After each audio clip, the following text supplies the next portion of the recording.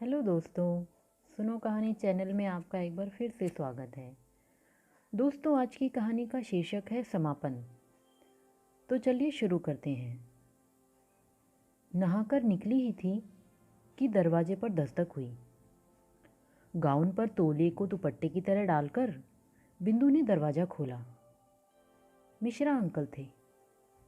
कब आई बिटिया? अभी बाजार से लौटा तो देखा ताला नहीं है, सोचा पूछता चलूं। खाना वाना खा लिया? अभी कहाँ अंकल, अभी तो नहा कर निकली हूँ। ये समझ लीजिए हफ्ते भर का इकट्ठा नहाई हूँ। अब फुर्सत से खाना बनाऊंगी। बनाओगी क्यों? वहीं चली चलो, 2 कोर हमारे साथ खा लेना। बिंदु ने मना नहीं किया। खाना बनाने का जरा भी उत्साह नहीं था। वह तो आज का दिन चाय ब्रेड पर ही गुजारने का सोच रही थी। अंकल ने उबार लिया। वे आंटी को खबर करने घर चले गए। बिंदु ने किसी तरह भीगे बालों को तरतीब दी, सूट पहना और ताला डालकर पड़ोस में जा बैठी। खाना तैयार ही था। खाते खाते वह हुलस हुलस कर अपनी दक्षिण यात्रा के बारे में सुनाती रही। नौकरी करते हुए उसे 12 साल हो चुके थे, पर अब तक कभी एलटीसी का लाभ नहीं ले सकी थी। माँ बाबूजी को छोड़कर कहाँ जाती? पिछले साल बाबूजी नहीं रहे। माँ भी बड़े भैया के पास चली गई। अब जाकर उसे एक सांस लेने का मौका मिला था। उसने खूब एंजॉय किया था। बोलते बोलते वह अचानक रुक गई। उसने अनुभव किया कि अंकल आंटी उसे सुन भर रहे हैं, वह भी बेमन से। उन्होंने कोई प्रतिक्रिया व्यक्त नहीं की। ऐसा तो कभी नहीं हुआ। उसे संकोच हो आया। वातावरण में उसने एक अदृश्य तनाव महसूस किया। फिर खाने से भी मन हट गया। हाथ धोते हुए बोली, अब घर जाकर तनकर सोऊंगी, इतना थक गई हूँ। आंटी आप नहीं खिलाती तो मैं भूखी ही सो जाती। आंटी के रहते भूखी सो जाती? वाह! आंटी ने उल्हाना दिया। अच्छा थोड़ी देर बैठ तो, जरूरी काम है। इलायची मुंह में डालकर वह सोफे पर पसर गई। अंकल एक कागज लेकर आए। जानता हूं बेटे तुम बहुत थक गई हो, पर यह दिखाना भी जरूरी था। वह उठ बैठी। कांपते हाथों से उसने कागज हाथ में लिया। टेलीग्राम था। उसका मन धक से रह गया। टेलीफोन के इस युग में यह टेलीग्राम क्यों? खोलकर देखा। Mother expired, Rakesh. बहुत देर तक वे अक्षर उसके आसपास चक्कर काटते रहे। दोनों हथेलियों में सिर डालकर वह पत्थर की मूर्ति की तरह बैठी रही। रुलाई गले तक आ रही थी, पर उसे जैसे तैसे बाहर आने की राह नहीं मिल रही थी। आंटी उसके पास बैठकर धीरे धीरे उसके सिर पर हाथ फेरती रही। दोनों पति पत्नी समझ रहे थे कि इस समय शब्द बेमानी है। यह खबर कब आई? बड़ी देर बाद उसने संयत स्वर में पूछा। तार तो कल सुबह मिला है, पर इससे पहले वे शायद तुम्हें फ़ोन पर कांटेक्ट करने की कोशिश कर रहे हैं। फ़ोन बज रहा था, जब नो रिप्लाई होता रहा तब जाकर उन लोगों ने तार दिया है। मैं तुरंत भागा भागा तुम्हारे मैनेजर के पास पहुंचा, पर वे बोले अब खबर करना बेकार है। वैसे भी तुम लोग सुबह पहुंच रहे हो। डबडबाई आंखों से उसने कहा, इस बार मन हुआ था कि माँ के पास हो ही आऊं, पर मेरे जाते ही वह शिकायतों का पिटारा खोल बैठ जाती थी। भैया भाभी को बहुत बुरा लगता था। अभी बाबूजी की बरसी पर गई थी, तब यही हुआ। दरअसल उन्हें यहाँ से भेजना ही गलत था। यहाँ रहती तो 2-4 साल और जी लेती। मैंने नहीं भेजा आंटी, जिद करके गई हैं। बोली तेरी चौकीदारी करते करते मेरी उम्र निकल गई है, बेटे बहुओं का सुख कब देखूंगी। पोते पोतियों का लाड दुलार कब करूँगी। बड़े उल्लास से गई थी यहाँ से। साल भर में ही मोह भंग हो गया। अभी 2 महीना पहले ही तो बाबूजी की बरसी हुई है। अब इन्होंने भी बिस्तर गोल कर दिया। इतने साल यहाँ थी तो खूब भली चंगी थी, कभी कुछ नहीं हुआ। साल भर में ही यह क्या हो गया। आप देखती ना आंटी तो पहचान भी नहीं पाती, सूख कर काटा हो गई थी। वह तो होना ही था। एक तो बाबूजी का दुख, दूसरे घर वालों का व्यवहार। अंकल बाबूजी का दुख ही सबसे बड़ा था। वे थे तो उन्हें पल भर की फुर्सत नहीं थी। वे चले गए तो जैसे एकदम खाली ही हो गई। अब उनका अकेलापन बांटने के लिए मैं कितने दिन घर बैठती। नौकरी पर तो जाना ही था। बस मुझ पर गुस्सा हो जाती थी। कहती तुमने बाबूजी के आखिरी समय में बेटों को नहीं बुलाया, क्या पता मुझे भी मरते समय उनका मुख नहीं देखने दोगी। तुम तो मुझे मेरे बेटों के पास पहुंचा दो बस। बताइए अंकल, अब मुझे क्या पता था कि यह बाबूजी का आखिरी समय होगा। इससे पहले जब जब भैया लोगों को बुलाया वे मुझी पर बिगड़ पड़े थे। कहते तुम्हें क्या है, बस फ़ोन खटका दिया, कितना पैसा कितनी छुट्टी बर्बाद होती है कुछ पता भी है। अब उनके आने तक बाबूजी ठीक हो जाते थे। यह मेरा दोष थोड़ी ही है।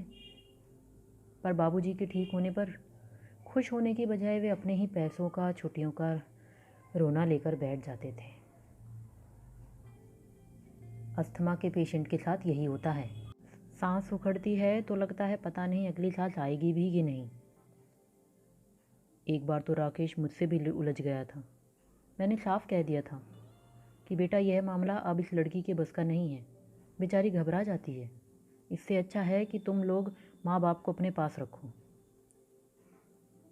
अंकल यह बात तो मैंने भी कई बार कही थी, पर मुकेश भैया ने तो हाथ ऊंचे कर दिए थे कि मेरा घर बहुत छोटा है, वहाँ 2 एक्स्ट्रा पलंग लगाने की जगह नहीं है, न ही मेरे पास नौकर चाकरों की सुविधा है।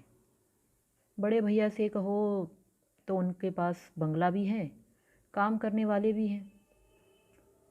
तो बम्बई वाले क्या अपने माँ बाप को समुद्र में फेंक देते हैं। वही तो बड़े भैया और भी महान बोले, मैं दोनों में से किसी एक को ले जाऊंगा। मेरी बीवी नौकरी करती है, 2 को नहीं संभाल सकती। नौकरी तुम नहीं करती क्या? पर मेरे बच्चे तो नहीं हैं, मेरे पास तो फुर्सत ही फुर्सत है। बहन की शादी भी नहीं करेंगे, ऊपर से बच्चों का ताना देंगे। आंटी ने तृष्णा से मुंह बिचका दिया। आंटी, माँ तो खुद बाबूजी का पूरा काम संभालती थी। मैंने कहा भी था कि भाभी को कुछ भी करना नहीं पड़ेगा, पर वे नहीं माने। फिर मैंने ही मना कर दिया, कह दिया कि जैसे होगा संभाल लूँगी, अब आपको कष्ट नहीं दूंगी। इस उम्र में दोनों को एक दूसरे से अलग करने का पाप तो मुझसे नहीं होगा। थोड़ी देर कमरे में सन्नाटा रहा। फिर बिंदु एकाएक उठ खड़े हुई। अंकल, अभी आपने मोहल्ले में किसी को बताया तो नहीं है ना? उन्हें पता चलेगा तो लोग एक एक करके मातम कुर्सी पर आने लगेंगे। मैं थोड़ा सोना चाहती हूँ, रात में फिर गाड़ी पर चढ़ना है। किसी को भेजकर मेरे लिए लखनऊ का एक टिकट मंगवा सकेंगी प्लीज़? वापस लौटी तो घर ऐसे भाएं भाएं कर उठा मानो माँ की अर्थी अभी अभी यहाँ से उठी हो। इतनी देर तक रात से रोकी हुई रुलाई एकदम बांध तोड़ कर फूट पड़ी। बिस्तर पर औंधी गिरकर वह देर तक सुबकती रही। कुछ देर तक रो लेने के बाद वह कुछ होश में आई। मन थोड़ा हल्का हो गया। उसे लगा कि यह रुलाई तो उसके गले में साल भर से थी या कि 14 महीनों से अटकी पड़ी थी। बाबूजी की मृत्यु के बाद तो रोने का समय भी नहीं मिला था। एक तो बार बार पछाड़ खाती माँ को संभालना था, फिर भाइयों को और नाते रिश्तेदारों को खबर करनी थी। उन लोगों के आने तक अंत्येष्टि की पूरी तैयारी करनी थी। भाइयों के आने के बाद भी वह चैन से कहाँ बैठ पाई। घर उसका था, व्यवस्था का दायित्व भी उसी का था। किसी ने उसकी उम्र का विचार नहीं किया। किसी ने यह नहीं सोचा कि बाबूजी उनके पिता भी थे। पिछले 12 सालों से वही उनकी सेवा टहल कर रही थी। किसी ने उसका दुख नहीं जाना, किसी ने उसके आंसू नहीं पोंछे, किसी ने उसकी पीठ पर सांत्वना का हाथ नहीं फेरा। उल्टे सब लोग अपना ही रोना लेकर बैठ गए थे। दोनों भाभियां सूजे हुए चेहरे लेकर आई थी। बड़ी भाभी को मलाल था कि वे छोटी बहन की शादी में शिरकत नहीं कर पाएंगी। यूँ तो अभी चातुर्मास चल रहा था, पर नियोजित वर्ग को यूएसए जाना था, इसलिए जल्दी में मुहूर्त निकालना पड़ा। क्या पता था कि बाबूजी भी अभी ही मुहूर्त निकालेंगे। बड़ी भाभी तो अपने बच्चों को मामा के यहाँ छोड़कर आई थी। पढ़ाई भी होती रहेगी और शादी भी इंजॉय कर लेंगे। पर छोटी भाभी के बच्चे तो छोटे थे, उन्हें साथ लाना पड़ा था। और भी कुड़कुड़ा रही थी कि उनकी पढ़ाई का बहुत नुकसान हो रहा है। छोटे भैया भुनभुना रहे थे कि दुनिया चांद पर जा रही है और हम लोग अभी तक 13 दिनों वाले राग अलाप रहे हैं। इतने दिनों में कोई घात लगाकर घर साफ कर जाएगा तो जिंदगी भर रोते रह जाएंगे। छुट्टियां बर्बाद हो रही है सो अलग। बार बार पूछ चुके थे कि क्या मेरा रुकना जरूरी है। आखिर तंग आकर मिश्रा अंकल ने कह ही डाला, बेटा तुम्हारे बाप मरे हैं, ठीक समझो तो रुको, नहीं तो जाने वाले को कौन रोक सका है। बड़े भैया अपना अलग राग अलाप रहे थे। बार बार ऐलान कर रहे थे कि इन ढकोसलों में मेरा विश्वास नहीं है। 5 ब्राह्मणों को खिलाओ और छुट्टी करो। छोटे भैया का तर्क था कि मरे हुए आदमी पर इस तरह पैसा लुटाने में क्या तुक है। जब 2-3 बार वे ये जुमला बोल चुके तो बिंदु ने कह ही डाला, उनके जिंदा रहते तो तुमने कुछ नहीं किया, अब मरे पर तो कर दो। इस बात पर अच्छा खासा महाभारत हो गया था और छोटे भैया भाभी जाने वाले दिन तक मुंह फुलाए ही रहे थे। घर उसका था, इसलिए रसोई घर से लेकर पानी के टैंकर तक का सारा इंतजाम उसी के जिम्मे था। कपड़े बर्तन के लिए मेहरी लगवाना, खाना बनाने के लिए मिसरानी ढूंढना, मेहमानों को टिकाने के लिए घर ठीक करना, टेंट हाउस से बिस्तर और बर्तन मंगवाना, सब जैसे उसी के काम थे। उसके कर्तव्यों की सूची बहुत लंबी थी, पर निर्णय का एक भी अधिकार उसके पास नहीं था। मृत्यु के बाद के अनुष्ठानों में उसकी भी बहुत आस्था नहीं थी। बस उसे यही लग रहा था कि जो कुछ करना है ढंग से किया जाए। पंडितों के लिए जो सामान आया था वह बहुत ही घटिया था। खाने का मेनू भी बहुत साधारण सा था। आमंत्रितों की लिस्ट में इतनी काट छाट की गई थी कि उसे तो रोना ही आ गया था। माँ बार बार कहती रह गई कि कम से कम मोहल्ले टोलों वालों को तो बुला लो। बाबूजी पर सबकी बहुत श्रद्धा थी।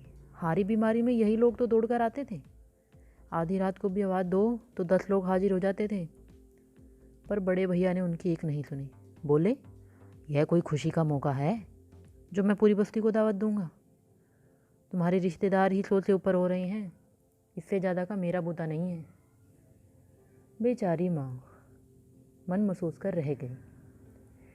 मंगल श्राद्ध के बाद जब सब लोग अपने अपने ठिकानों पर लौट गए, बिंदु को पहली बार बाबूजी की मृत्यु का एहसास हुआ।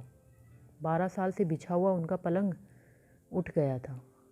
अलमारी का एक पूरा खंड उनकी दवाइयों से भरा रहता था, वह अब खाली था। दीवार पर लटका दवाइयों का चार्ट भी निकाल दिया गया था। उनका स्टूल, वहाँ पर पानी का जग, चश्मा, गीता और रामचरितमानस का गुटका सब गायब थे। उन परिचित चीज़ों के बिना कमरा भाई भाई कर रहा था। उस दिन केवल माँ का ख्याल करके वह अपनी रुलाई बड़ी मुश्किल से रोक पाई थी। जानती थी कि अगर माँ बिखर गई तो संभालना मुश्किल हो जाएगा। जब तक वह घर में रही माँ को मजबूती से थामे रही, पर छुट्टी भी आखिर कितने दिन ले सकती थी। एक न एक दिन तो नौकरी पर जाना ही था। उसके बाद माँ के लिए वह सूनापन, वह अकेलापन, वह खालीपन असहनीय हो उठा। वे बेहद चिड़चिड़ी हो गई और उसका सारा गुस्सा बिंदु पर ही उतरता रहा। उन्होंने लखनऊ जाने की रट लगा दी थी। उनकी जिद के आगे हार मानकर एक दिन वह उन्हें लखनऊ पहुंचा आई।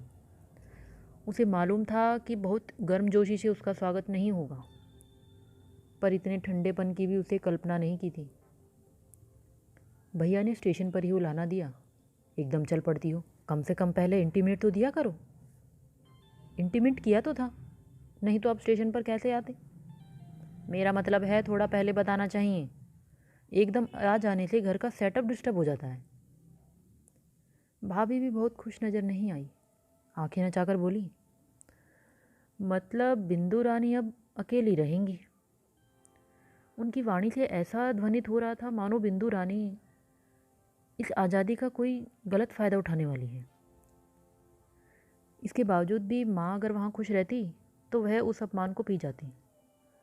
पर 2 बार वहाँ जाना हुआ, दोनों बार माँ ने शिकायतों का ढेर लगा दिया। उसने सोच लिया था कि जब उसका मन अच्छे से भर जाएगा वह माँ को ले आएगी ताकि दोबारा जाने का नाम ना ले। पर अफसोस, माँ ने उतनी प्रतीक्षा ही नहीं की। शाम होते होते उसके घर पर मिलने वालों का तांता लग गया। हर कोई सांत्वना देने को आतुर, मदद करने को तत्पर। इसी बीच वाजपेयी जी का सचिन उसके लिए टिकट ले आया था। गोयल दंपत्ति उसे ज़बरदस्ती 5,000 पकड़ा गए थे। बोले, टूर से आई हो, पर्स जरूर खाली होगा, चुपचाप रख लो। सक्सेना की नंदिता ने उसका बैग जमा दिया था। माथुर साहब उसे स्टेशन पर छोड़ने गए थे। साथ में 2-4 लोग और भी थे। इस आत्मिक विदाई के बाद जब लखनऊ पहुंची तो वहाँ का वातावरण एकदम विपरीत था। माँ की अंत्येष्टि के 6 दिन बाद वह वहाँ पहुंची थी। यद्यपि इसमें उसका कोई कसूर नहीं था, पर सबके तानों ने उसे जैसे छलनी कर दिया। उसे माँ पर इतना गुस्सा आ रहा था। जीवन में पहली बार थोड़ी मौज मस्ती की थी। माँ से वह भी न देखा गया। उसका मन एकदम विरक्त हो गया। लगा कि इन लोगों से जो भी नाता था माँ बाबूजी के कारण था। अब वे उसके कोई नहीं है। पूरे घर में एक भी कंधा ऐसा नहीं था जिस पर सिर रखकर वह आंसू बहा सकती। उसे लगा इससे ज़्यादा अपने तो वो लोग थे जिन्हें वह पीछे भोपाल में छोड़ आई है। खून के रिश्ते भी आजकल कितने सतही हो गए हैं। बस उसके बाद बिंदु मात्र एक तटस्थ दर्शक बनकर सब कुछ देखती रहती रही। घर में जो कुछ भी हो रहा था वह कहीं से भी उसे स्पर्श नहीं कर रहा था। तेरही की तैयारी बड़े धूमधाम से हो रही थी। कार्ड छप गए थे, धर्मशाला ठीक कर ली गई थी, क्योंकि निमंत्रकों की संख्या 1000 से ऊपर पहुंच गई थी। 11 ब्राह्मणों की टोली बुलाई गई थी और उनके लिए बेशकीमती सामान जुटाया गया था। भाभी ऐसे उल्लास से सबको दिखा रही थी मानो जैसे बेटी का दहेज दिखा रही है। सर्वत्र राकेश बाबू की जय जयकार हो रही थी और मुकेश भैया का खून सूख रहा था। बोले, आधा पैसा मेरा भी लगा है, पर मजाल है जो भैया ने किसी से जिक्र भी किया हो। फिर बेचारे खुद ही सबसे कहते फिरे। मैंने तो 25,000 लाकर भैया के हाथ में दे दिए थे। कहा कि आप बड़े हो, जो ठीक समझो करो। उनकी व्यग्रता देखकर दया भी आ रही थी और हंसी भी। कार्यक्रम के बाद बड़े भैया ने बड़ी ठसक के साथ पूछा, सब ठीक ठाक से हो गया ना? उससे रहा नहीं गया। बोली, आपका तो इन चीज़ों में विश्वास नहीं था। विश्वास तो मेरा अब भी नहीं है, पर माँ का तो था। बाबूजी के समय कुछ ठीक से नहीं हो पाया, इसलिए वे ज़रा उदास थी। इसलिए इस बार ज़रा खुला हाथ छोड़ दिया। माताराम खुश हो जाएंगी। बिंदु का मन हुआ कि कहे, उनके सामने करते तो कोई बात थी। तुमने तो बाबूजी की 13वीं में भी हाथ खींच लिया था। बरसी भी जैसे तैसे निपटा दी। अब उनके खुश होने का क्या है? यह तो मन को समझाना भर है। पर उसने कुछ नहीं कहा। कुछ कहने सुनने की इच्छा ही मर गई थी। जिस दिन उसे निकलना था उस दिन भाभी ने बड़े नाटकीय ढंग से उसे एक प्लास्टिक की डिबिया पकड़ाई। लो भाई, ये अपनी माँ की अमानत संभालो। उसने खोलकर देखा, माँ की अंगूठी और कर्णफूल थे। अपना कहने को माँ के पास यही कुछ बचा था। बाकी जो कुछ था बेटों की पढ़ाई में और बहुओं के चढ़ावे में निकल गया था। माँ एकदम निष्कांचन हो गई थी। बिंदु को जब जरा सी सुविधा हुई उसने सबसे पहले माँ के लिए 4 चूड़ियाँ और चैन बनवाई। बेटी की कमाई धारण करते हुए माँ का मन बहुत रोया था। बार बार कहती रही, मेरे मरने के बाद तुम ही इसे पहनना, किसी को देने की ज़रूरत नहीं है। माँ को क्या पता था कि भाभी उन चीज़ों का जिक्र भी गोल कर जाएंगी। उसने बड़ी तृष्णा से वे चीज़ें लौटा दी। रख लो भाभी, मैं क्या करूँगी इनका? अरे वाह, माँ की यादगार निशानी है। इन्हें कोई लौटाता है? भाभी, मैं तो हमेशा से माँ बाबूजी के पास रही हूँ। पिछले 12 सालों से तो मैं ही उन्हें देख रही थी। मेरे पास उनकी अच्छी बुरी सैकड़ों यादें हैं।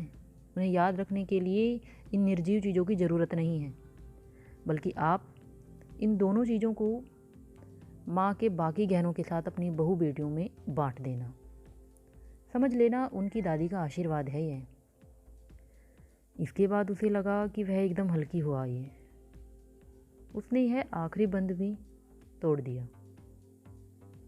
वह एकदम बंद मुक्त हो गई।